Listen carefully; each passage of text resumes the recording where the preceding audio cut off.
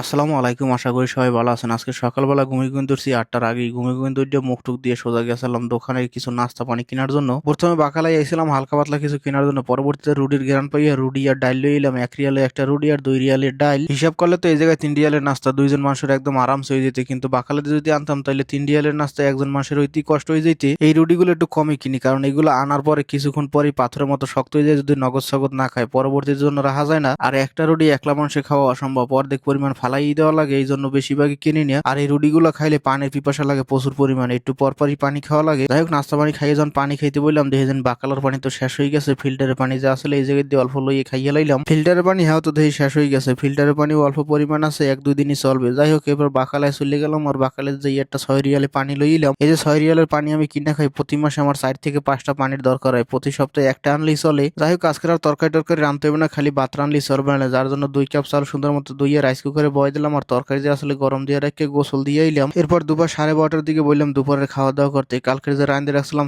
সিঙ্গা আলু আর চিংড়ি মাছ, যাই হোক এটা দিয়ে দুপুরের খাওয়া দাওয়া শেষ করলাম। আর খাওয়া দাওয়া শেষ করে বইছিলাম, এর মধ্যে নাজবুল ভাই হেরাও ডিউটি দেয় পড়ছে। হেরা ডিউটিতে যখন না হয় বাইরে প্রচুর পরিমাণে রোদ্দুর থাকে, হেরা কাজও করে গার্ডেনের কাজ, যেটা পরিশ্রমের কাজ। যাই হোক, নাজমুল ভাই আইয়ে তরমুজ একটা কাটলো, এটা নাই মাইনে রাখছিল গেছে শুক্রবারে। তরমুজটা এটা দেখতে বড় দেখা যায়, কিন্তু খাওয়ার জন্য ভিতরে খাওয়ার উপযোগী কম, কারণ এটার ছোলা প্রচুর পরিমাণে মোটা, কিন্তু ভিতরে আবার মিষ্টিও আছে ভালো। যাই হোক, সবাই মিলে এক লাখ তরমুজ টরমুজ খাইলাম। এরপর 2:30টার দিকে আস্তে আস্তে রেডি হওয়া শুরু করলাম, আবার ডিউটিতে যাইতে হবে। ডিউটির জন্য প্যান্ট শার্ট পরে রেডি হয়ে মাথাটা আসরে বাইরে চলে এলাম জুতা পায়ে দেওয়ার জন্য। ডিউটি যেহেতু আমাকে আধা ঘন্টা আগে দিয়েছে, যার জন্য আমরা দিনের লোক যখন আইবে তারপরে যাইতাম আমরা নাইটের লোক। একটু পরে দিয়ে দিনের লোক আবার শুরু হয়ে গেছে, তার মানে গাড়ি এই গেছে। আমরাও গাড়ি তুলে সোজা চলে এলাম ডিউটিতে। ডিউটিতে এই টুকটাক কাজ হয় আগে করি, যেমন পানি দেওয়া, মক্তব চেক করা, ফ্ল্যাক্স ট্ল্যাক্স রেডি করে রাখা। এরপর আসরের আজান যখন দেয় আসরের নামাজটা পড়ে এরপর আস্তে আস্তে চা খাওয়ার জন্য পানি বয় দেই। যাই হোক, আজকের আসরের নামাজ পড়ে যাওয়ার পরে প্রথমে খাওয়ার জন্য পানি বয় দিলাম, এরপর চার জন্য পানি ভরিয়ে এনে বয় দিলাম। এরপর চা খাওয়ার জন্য ফ্ল্যাক্স যে কয়টা আছে এই কয়টা ধুইতে হবে সুন্দর মতো, আতা টাতা কাছে ফ্ল্যাক্স কয়টা ধুইতে আসলাম। আর এদিকের কাজ কাম শেষ করে যাওয়ার পর দেখেন গাওয়ার পানির ভিতরে বলক উঠে গেছে, ভিতরে 2 কাপ পরিমাণ গাওয়া দিয়ে দিলাম। আর অনেকেই দেখে জিজ্ঞাসা করেন যে ভাই গাওয়া কি? গাওয়া এক ধরনের কফি, আরাবিয়ান কফি কইলেই চলে। যাই হোক, এদিকে দেখি চার পানি হওয়া গরম হয়ে গেছে, ভিতরে চার লিপটন দিয়ে দিলাম আর চা রেডি করে ফ্ল্যাক্সের ভিতরে বসিয়ে লাইলাম। এরপর আস্তে আস্তে কাতলিটারে ধুইতে আসলাম। চা বানানো তো সহজ কাজ, পানি দেওয়া, চিনি দেওয়া আর লিপটন দেওয়া হয়ে গেছে চা বানানো, কিন্তু গাওয়া বানানোর সময়ও লাগে আর ভেজালও আছে, এর ভিতরে মশলাপাতিও দেওয়া লাগে, আর কোনো কিছু কম বেশি হয়ে গেলে আবার স্বাদ নষ্ট হয়ে যায়। যাই হোক, গাওয়া রেডি হয়ে গেছে, গাওয়াটা রেডি করে দিয়ে এলাম। এরপর মাগরিবের নামাজের পরে দেখি প্যাডের ভিতরে হালকা হালকা ক্ষুধা লাগছে, কিছু খাইতে হবে, তো সামনে দোকান যেয়ে লইলাম 1 প্যাকেট বিস্কিট 1.5 রিয়ালে। আমি এমনিতে নর্মাল বিস্কিট তেমন একটা পছন্দ করি না, কিন্তু এই বিস্কিটটা আবার অন্যরকমের, এটার ভিতরে আবার ক্রিম দেওয়া আছে। আর মেইন বিষয় হচ্ছে এটার দাম কম, 1.5 রিয়ালে 1 প্যাকেট আনলে আর পানি খাইলে এরপর আর কিছু খাওয়া লাগে না। যতই কম করে খরচা করি, ডেলি যদি 1.5 রিয়াল করে খরচা করি তাও মাসে 40 রিয়াল খরচা। যাই হোক, এবার 10:30টার দিকে ডিউটি শেষ করে বাসায় বই পড়লাম খাওয়া দাওয়া করতে ডাইরেক্ট পাতিলের ভিতরে, কারণ তরকারি শেষের দিকে, এই জন্য।